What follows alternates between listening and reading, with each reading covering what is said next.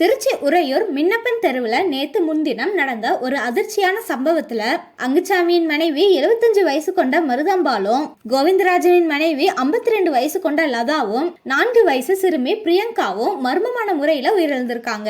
3 பேருமே ஒரே பகுதியில வாழ்ந்து வந்த நிலையில அவங்க குடிச்ச குடிநீர்ல கழிவு நீர் கலந்திருக்கலாம் அப்படின்னு சொல்லப்படுது. இதனால வாந்தியும் வயிற்றுப்போக்கும் ஏற்பட்டு அவங்க உயிரிழந்ததாக சந்தேகப்படுறாங்க. அதே தெருவிலையும் பக்கத்துல இருக்கிற பகுதிகளை சேர்ந்த இன்னும் 40 பேர் வாந்தி வயிற்றுப்போக்கு காரணத்தினால பாதிக்கப்பட்டு இப்ப திருச்சி அரசு மருத்துவமனையில சிகிச்சை பெற்று வர்றாங்க. இந்த நேரத்துல குடிநீர்ல கழிவுநீர் கலப்பதற்கான குற்றச்சாட்டை திருச்சி மாநகராட்சி நிர்வாகம் முற்றிலும் மறுத்திருக்கு. குடிநீர் பரிசோதனையில எந்தவித மாசும் தெரியவில்லை அப்படின்னு அதிகாரிகள் தெரிவிச்சிருக்காங்க. வாந்தி வயிற்றுப்போக்கு காரணமாக ஏற்பட்ட பாதிப்புகளுக்கு 14ஆம் தேதி சித்திரை திருவிழாவின் போது வழங்கப்பட்ட அன்னதானமே காரணமா இருக்கலாம் அப்படின்னு அதிகாரிகள் சொல்றாங்க. இந்த நிலைமை காரணமாக அந்த பகுதியில குழாய் மூலமாக குடிநீர் விநியோகம் தற்காலிகமாக நிறுத்தப்பட்டிருக்கு. இப்ப லாரிகள் மூலமா குடிநீர் விநியோகம் செய்யப்படுது.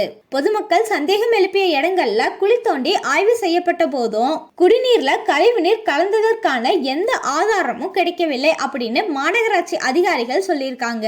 உறையூர் பகுதியில வாந்தி வயிற்றுப்போக்கு பாதிப்புகள் அதிகரிச்சிருக்கிற நிலையில திருச்சி மாநகராட்சி சார்பில் சிறப்பு மருத்துவ முகாம் நடத்தப்பட்டு வருது. அந்த பகுதியில் வசிக்கும் 11,000க்கும் மேற்பட்ட பொதுமக்களுக்கு வயிற்றுப்போக்கு தடுப்பு மாத்திரைகள் வழங்கப்படுது. இந்த நிலையில இன்னைக்கு அதாவது திங்கட்கிழமை 2வது நாளாக மருத்துவ முகாம் நடைபெற்று வருது. இது குறித்து மாநகராட்சி மேயர் அன்பழகன் வெளியிட்ட தகவல்ல, கடந்த 6 மாதங்களுக்கு முன்பாக பாதாள சாக்கடை பணிகள் நடந்த போது சோழராஜபுரம் உள்ளிட்ட சில பகுதிகளில் குடிநீர் கழிவுநீர் கலந்தது. ஆனா அப்போது வாந்தி அல்லது வயிற்றுப்போக்கு போன்ற பாதிப்புகள் எதுவும் ஏற்படவில்லை.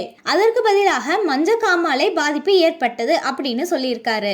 மேலும் அவர் என்ன சொல்லியிருக்காரு அப்படின்னா, தற்பொழுது உறையூர் பகுதியில குடிநீர்ல கழிவுநீர் கலக்கவில்லை. பாதாள சாக்கடை பணிகள் முழுமையாக முடிவடைந்து விட்டன. இருந்தாலும் சித்திரை திருவிழால வழங்கப்பட்ட அன்னதான உணவோட சேர்த்து கொடுத்த காலாவதியான குளிர்பானம் விஷமான தகவல் வந்திருக்கு. அதையும் விசாரிச்சு நடவடிக்கை எடுக்கப்படும் அப்படின்னு சொல்லியிருக்காரு. உறையூர்ல ஏற்பட்ட குடிநீர் பிரச்சனைக்கு காரணம் உண்மையில் என்ன அப்படிங்கிறது தொடர்பாக அதிகாரிகள் ஆய்வு மேற்கொள்ள அறிவுறுத்தி இருக்கிறோம் அப்படின்னு மாநகராட்சி நிர்வாகம் சொல்லி இருக்கு.